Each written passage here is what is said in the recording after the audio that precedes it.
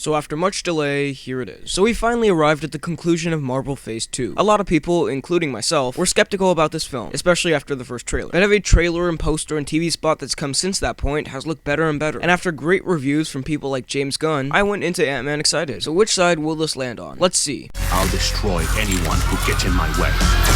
Wait, everybody just kick back and relax.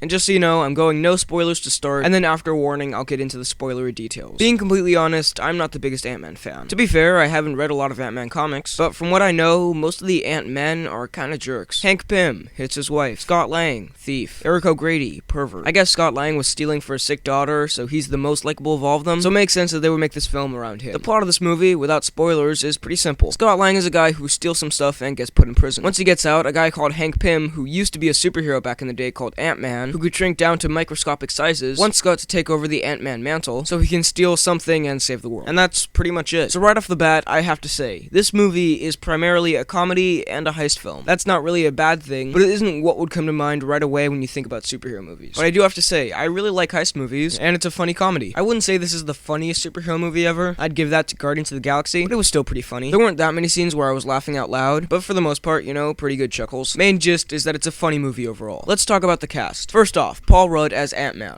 Perfect. Paul Rudd's a great comedic actor, and he was likable, he had great comedic timing. Some of the serious stuff he didn't pull off perfectly, but for the most part, great casting choice. Michael Douglas, you expect to get an awesome performance out of him, and in this, you do. Evangeline Lilly was pretty good as Hope Van Dyne. She didn't blow me away, but she was good. Michael Pena, I wouldn't say he necessarily stole the entire movie, but for most of the film, he was one of the best parts. He was hilarious. Those couple of moments I was laughing out loud, 90% of them came from Pena. Whoa. This is gonna get weird, but there's no reason to be scared. Daddy, don't get scared. Really?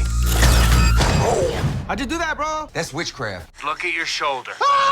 I've been saying this guy's awesome for a while. He was great in Fury, that's really what I knew him for before this. Now I'll remember him for this. The villain Yellow Jacket, played by Corey Stoll, he was pretty cool, but pretty generic. But I feel like a sort of forgettable villain is like the Stan Lee cameo at this point. It's pretty much guaranteed for an MCU film. Except for Ultron and Loki, you don't need to comment below. So as far as the main thing behind this, the shrinking downness, that stuff was awesome. The action scenes with all that tiny stuff were amazing. Some people are like, well, it's all CGI, not even practical effects. Yeah, that might be true, but the CGI looks incredible. The climax where Yellow Jacket and Ant-Man battle, that stuff I loved. Now I just want to say, this movie is pretty weird. Not in the plot, although that is plenty weird. I mean the directing style and overall tone. It feels a lot like a toned down Edgar Wright movie, as far as weird. It kinda sticks out as a sore thumb in the MCU with its style, which I find kinda odd because that's the reason they took Wright off the film. I'm not complaining at all. I'm all for offbeat, strange films. There are weird transitions, there are strange and really funny stylistic choices that I'll get into in spoilers. I just don't get why Wright was then fired from it. This also doesn't tie into the MCU super much, besides maybe one scene, but the references here and there are welcome. There's one reference that's really cool though. Also, the 2 end credit scenes are awesome, some of the best to date. I don't really have many negatives here. As far as the plot, it's kind of predictable, and it does copy the first Iron Man to a certain extent. The actual conflict of the film is on a much smaller scale than the other MCU films, which isn't really a bad thing. It's not like the universe is gonna explode, it's more like we need to stop this one bald businessman. My main complaint is that, and I'm not really sure why, I feel like this movie, yeah, it's fun, it's good, it's just not amazing. I walked out of it and I was like, that was fun, would I see it again? Sure. I laughed a bit, the action was cool, the acting was good, yeah, great. It just didn't really blow me away. I guess I'm trying to say I wouldn't call it my favorite superhero movie ever. It started off kind of slowish in my opinion, at least at the very start, and then it picked up steam pretty quickly. So overall, this is a really fun time at the movies. This isn't an epic, hey, the world is in danger, again, kind of movie. It's a comedy, and it's a heist film with shrinking down superhero stuff in the mix, and it's pretty good. Would I recommend you see it? The style of it might put some people off, but yeah, sure, go out and see this. I mean, what are your other options? Pixels? Come on. I give it an 8.4 out of 10. The big question, do I think this is better than Age of Ultron? Well, as a film on the whole, you know, plot, characters, technical side, I'm not so sure, but as far as how much fun I had at the theater, prepare your pitchforks and torches, everyone. I actually like this a bit more. Some people are gonna say, well, you gave Age of Ultron an 8.5, so how is this better? My ratings can change over time, just saying. Alright, now for the spoilers. If you haven't seen the film, click off now. First up, the 2 end credit scenes. The first one gave us Hank Pym showing his daughter a new Wasp costume. If you love Ant-Man, that was probably mind-blowing. For me personally, it was cool. Then the final scene had Cap and Falcon standing around an incapacitated Bucky. They discussed whether they should call Stark, but Cap doesn't seem to trust him. Falcon then says, I know a guy, implying they're gonna call Ant-Man. And then cut to black. This was awesome. It was an intriguing scene, and I'm still mega hyped for the film. At the start of the film, we got to see Agent Carter and Howard Stark. Seemed a bit shoehorned in, just slightly, but still, it was fun. The training montage where Scott was figuring out how to work the suit and learning about ants was super fun. But my favorite scene has to be with Falcon. And you know what really sucks? Marvel revealed this cameo in some TV spots. Why would you do that?